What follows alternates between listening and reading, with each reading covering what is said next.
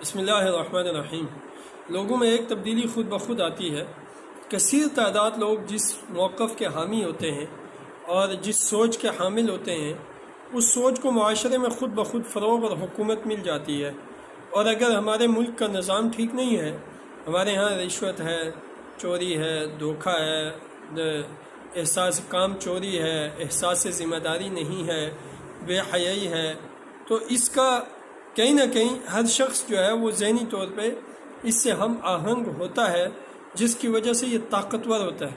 لیکن عجیب بات یہ ہے کہ ذہن و فکر کے اس صورتحال کا ادراک کرنا کہ ہم دانستہ یا نادانستہ اس سسٹم کے محافظ ہیں، اس بات کا ادراک کرنا بسا اوقات ہر بندے کے بس میں نہیں ہوتا۔